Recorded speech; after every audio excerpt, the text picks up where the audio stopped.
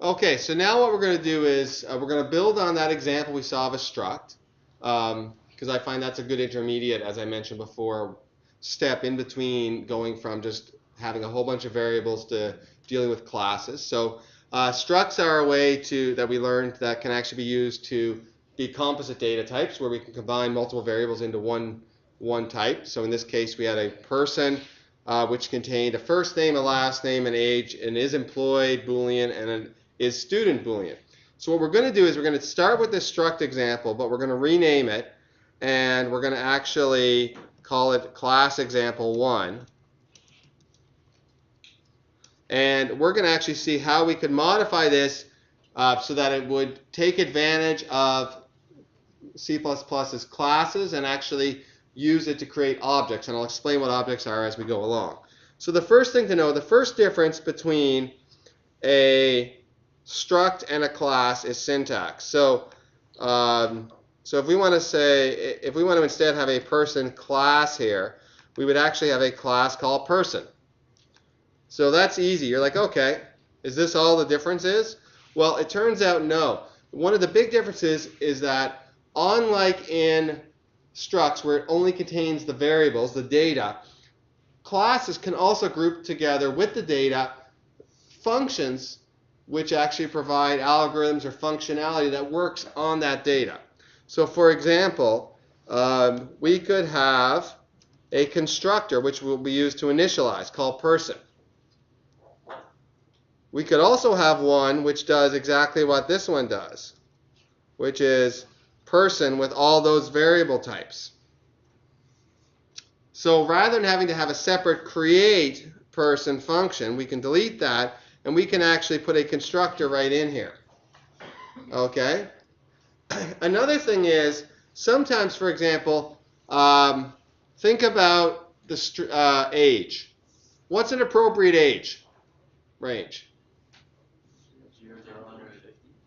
0 to 100, maybe. 0 an appropriate age? Well, if you're a new, there's those people that are like, well, my baby's 8 months old and 16 months old. Yeah, there are those people who have babies. There's also, but what's a good example of an integer that is definitely not an age? -6, right? So you may want to, for example, here with this age, you may want to say, hey, you know what? I don't want somebody directly changing the age. Okay? Instead, I want to make sure that I know, rather than giving them direct access, I'm going to actually provide functions for them to set the age and get the age. And that way I can make sure that when they set the age, they only use positive numbers. Right?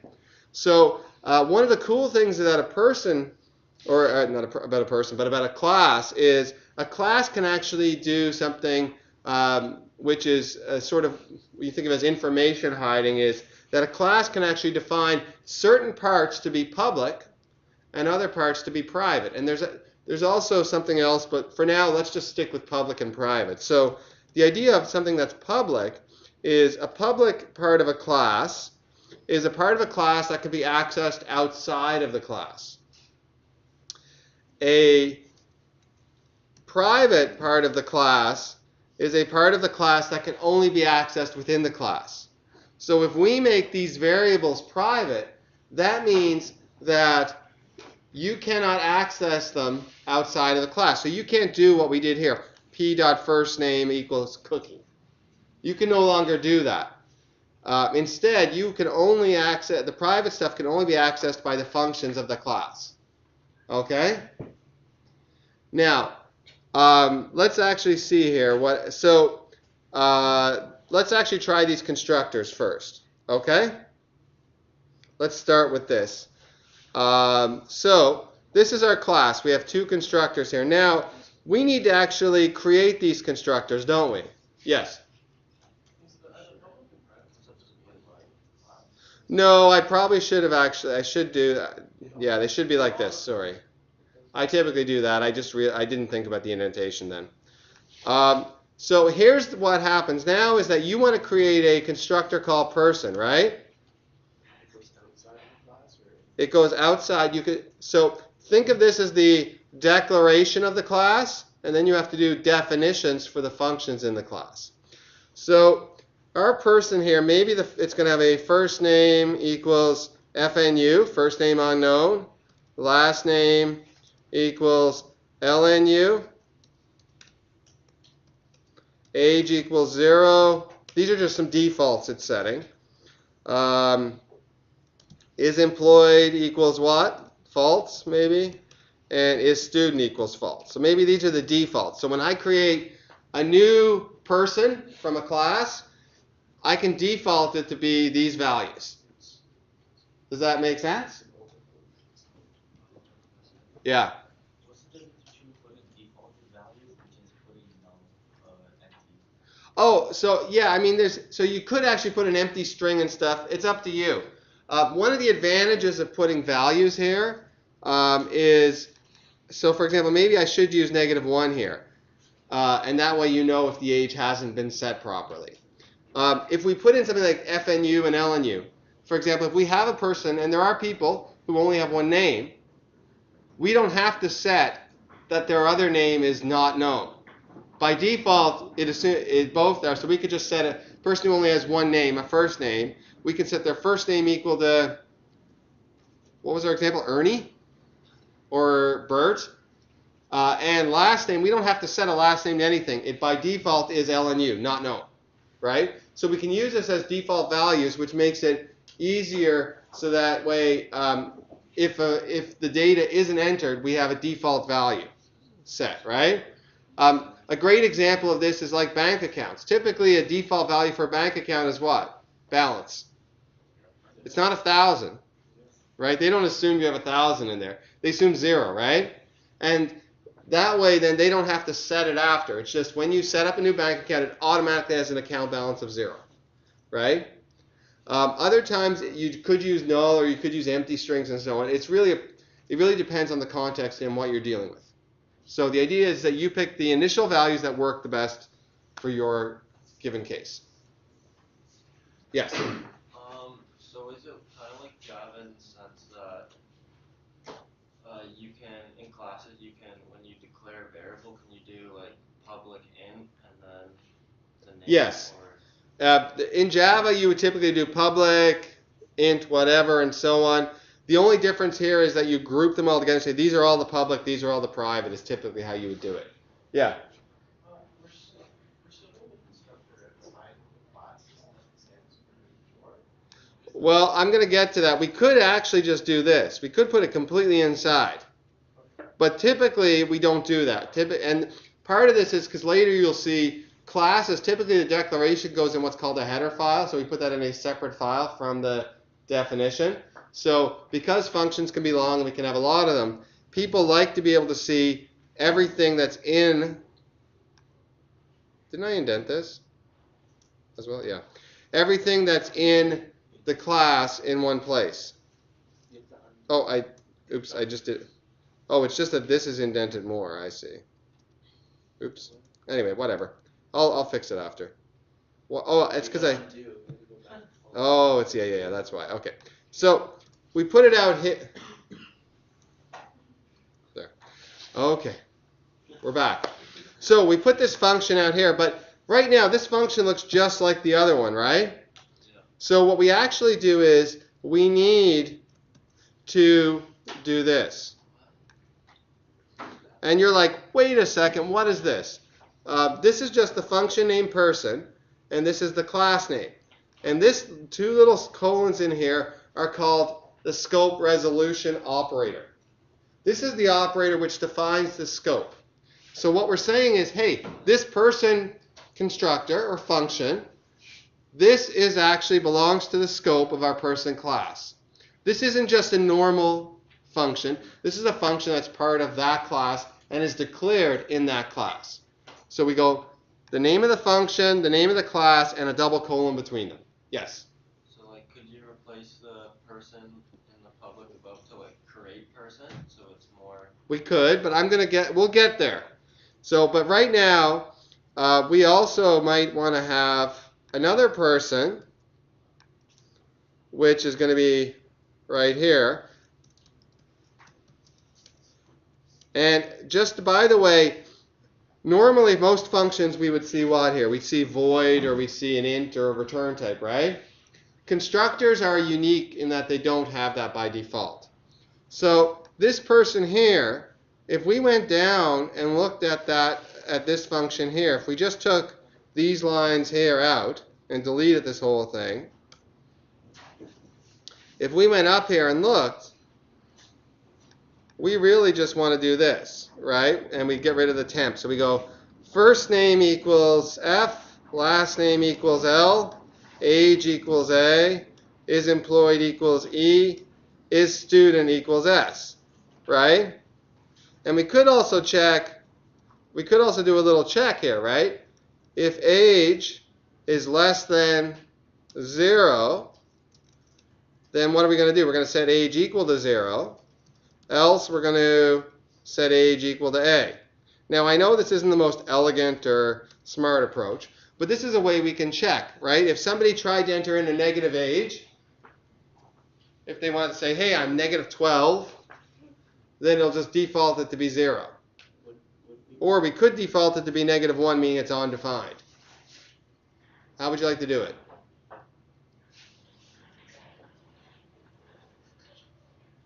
Is there something you're confused about? Oh, sorry, not if age, if A. If A is less than 0, we set age equal to 0 or negative 1, meaning it's unknown. Otherwise, we set it equal to A. Okay? We're going to use negative 1 as our unknown age, rather than letting somebody set it to be negative 32 or something. Okay. So, now if we actually go down, and I'm going to build on this a little bit, but in this case here, I'm going to actually use dynamic variables. So, I'm going to just delete all of this stuff.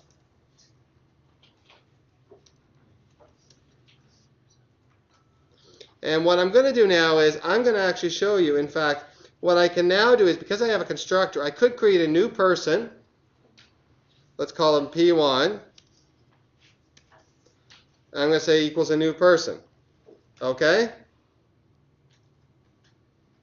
And of course, I could also delete P1 as well.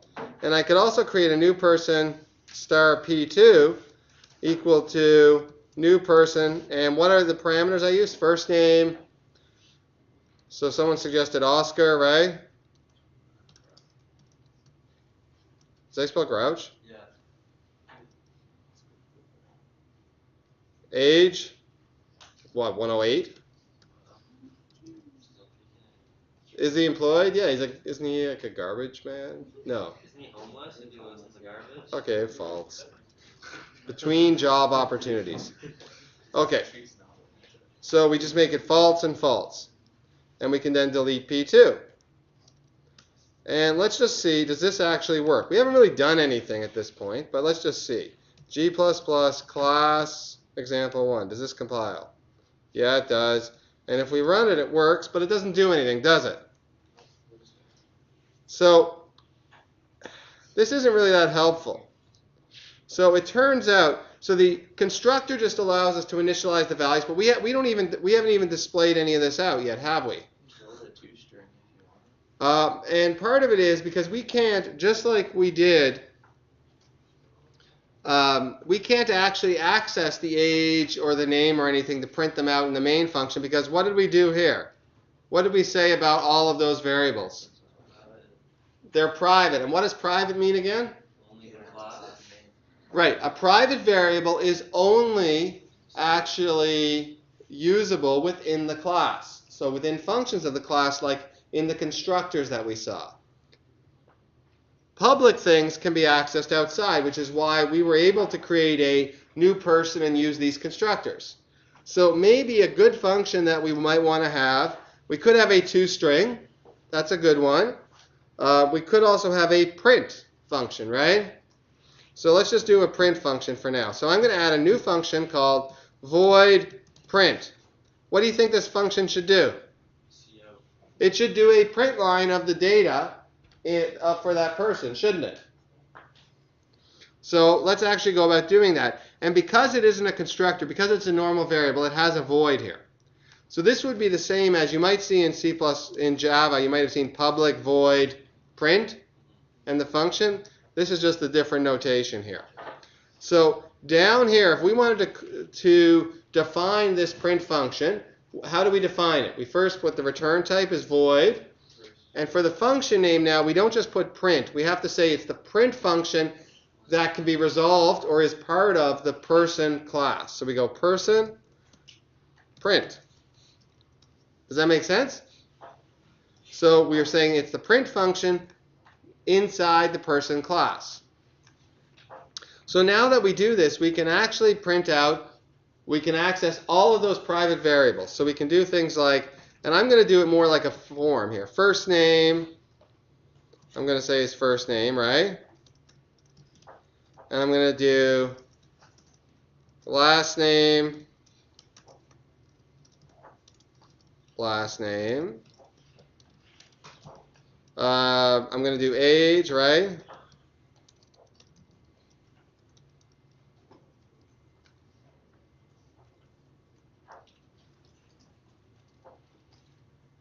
I'm going to do age in years. And -1 means undefined. Does that make sense? Or should we do this? Age in years. And we should just say, if age equals -1, right? Then we'll say, cout, age is undefined. Does that make sense? Or unknown. Otherwise, age is what?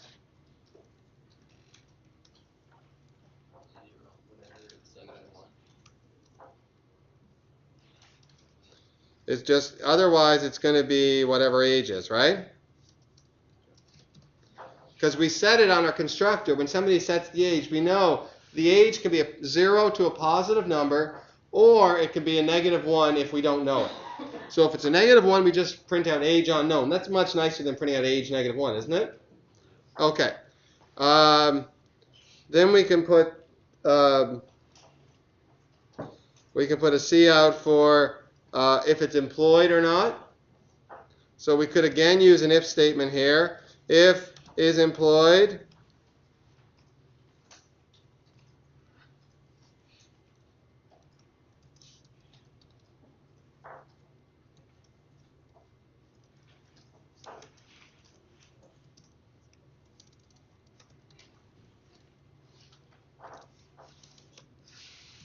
actually this should be yes, right? Else it should be no. Now, I didn't use my open and close braces around the body of this if statement, did I? And why do I not need to again? Everything's all one line. It's all one line, right? So this is really, you can view it as this, as one statement. If is employed cout, yes, right? End line, correct? Great. But we put brackets around it just like we did with our struct. If we have multiple statements in here where we might have multiple semicolons, but they're all part of the same statement, because an if statement is one big statement, we would put the open and close brackets around it. So either of these is acceptable. And then we can also put another if here for if, and I'm going to cut and paste this one and just change it to student. If is student, I'm going to say student yes, student no. Right? We good? Awesome. So what I'm going to do now is, before I delete these things, I'm going to actually go p1, star p1.print. Well, it turns out, just like with the struct, I could use that star p1 dot, but I can also use my arrows here. So I can also use p1 arrow print to access the print function. And this is the same as star P1 dot print. Which one looks nicer? The arrow. It's a much nicer notation. And I can also go P2 print. So let's give this a try and see if our print works. It compiles. That's good news. And it prints. So it actually printed out first. The default one was FNU, LNU, unknown, no, right? Which is what we expected. The second one printed out Oscar the Grouch 108, no. So it did work, right? Now, what about, for example, if I wanted to, for this person P1, set their age and so on? You have to access the instance. I don't have any way to do that now because I can't access the variables directly. And what else? You deleted it. I can only access them using the constructor or the print, and neither of those allow me to change the values. So if I wanted to update Oscar, maybe he became Oscar the Friendly Grouch. I can't change his last name easily, can I? So it turns out when you make things private like this, if you want to access them, you use what are called Mutator and Accessor functions, more commonly known as setters and getters, set and get functions. So what you would want to do is you'd want to do something like this, void set age. We'll just do the age one. And what I'd like you guys to do is do the ones for the other variable types on your own. So set age, int a, right? And int get age. What do you think int get age does? Right. So sometimes in these cases you might want to, you could just, some people do this, like return age, right? Some people will just put these in line like this. You can do this stuff. I'm going to do them as completely separate functions. I'll show you some of the shorthand stuff later. But after the print, we're going to do our set and our get. So for the set, we have a void person set age int a, and we're going to have an int person get age here. So what is get age going to do? It's just going to return age, right? And what is set age going to do? Is it just going to do this? Well, no, because if you remember in our constructor, what did we want to do here? We wanted to check if the age was less than 0, we're going to just default it to -1. Otherwise, we'd make it set age. So first we have to check and see if a is less than 0, then we're going to set age equal to -1, meaning it's a non-defined value. Otherwise, we're going to set age equal to a. Agreed? Cool. So now what we can do is we just set this new person here. Say we wanted to set P1's age to be 20. We could do this now. And this will set age to be 20, and we'll see this when we print it out. And now we see that, yeah, the first name and last name are still undefined, but the age is now 20, so that worked. What I'd like you guys to do as an activity is I'm going to post the code, and what I'd like you to do is I'd like you to go and do the set and gets for first name and last name and is student is employed. I will give you a hint though. For the is student is employed, right? Typically you wouldn't do a get. What you would do instead is for a Boolean you would say, you would still do a void set employed, right? Bool e. You would do it that way. But for instead of a get employed, you would actually want to return is employed, right? You'd want to return is it employed or not, true or false. Does that make sense? So what I'd like you to do, I'm going to comment these out so it'll compile, is I would like you to finish by doing all the set and gets for the rest of these as a little bit of activity.